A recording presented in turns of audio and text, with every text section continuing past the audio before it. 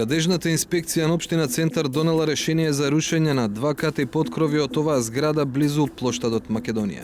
Причината според документите до кои дојде 360 степени е што инвеститорите, спротивно на одобренијата, си доградиле 2 ката и поткровје.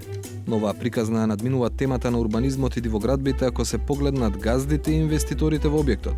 Ги има тројца, а еден од нив е претседателот на најголемиот кривичен суд во земјава, Владимир Панчевски. Уште минатото лето општината Центар одобрила реконструкција и адаптација на објектот каде меѓу сопствениците и инвеститори е Владимир Панчевски. Одобрението го потпишал градоначалникот на општината Андреј Жерновски. Во прилог на одлуката има идејно решение како треба да изгледа објектот. Се гледаат приземје, 2 ката и поткровје. Што точно се случувало до средината на месецов не ни е познато.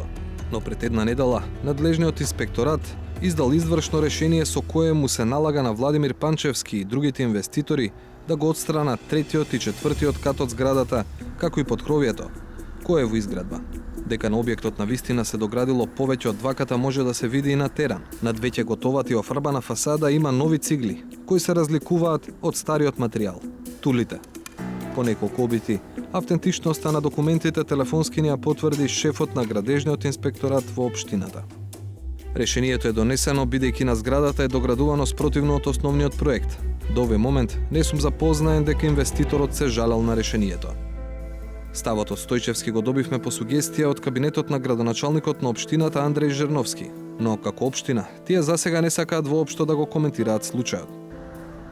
Во неколкуто обиди ни беше речено дека е точно дека градоначалникот го потпишал одобрението за реконструкција, но дека само инспекцијата е надлежна да коментира за решенијата за отстранување. Владимир Панчевски потврди дека е еден од сопствениците на објектот, но вели дека поради неговата функција во судот, сите овластувања ги има пренесено на соинвеститор кој и негов роднина. Во писмениот одговор, тој тврди дека според урбанистичкиот план имало маркичка објектот да оди и повисоко. Објектот се состои од приземје, 2 ката и поткровје, а согласно усвоениот урбанистички план на општината Центар кој е во правна сила, тој има маркичка за приземје, 3 ката и поткровје, со што објектот има законски усвоена урбанистичка согласност. Но Панчевски немаше директен коментар на решението за отстранување кое е донесено не според тоа што е дозволено во урбанистичкиот план, туку според решението за реконструкција кое предвидувало 2, а не повеќе ката. Првиот човек на судот тврди дека причината е што се уште не го добил решението. Сакам да верувам дека доколку има такво нешто, општината Центар ќе постапува во рамките на нејзините надлежности согласно Законот за градење и Законот за вршење инспекцијски надзор, а во согласност со урбанистичкиот план на оваа општина и, секако, во согласност со досега издадените одобренија, потпишани од градоначалникот Андреј Жерновски лично. Одговорите на Панчевски отвараат дилеми. Например, претседателот на судот говори за повеќе издадени одобренија од градоначалникот, а не само за едно, кое нам не е познато.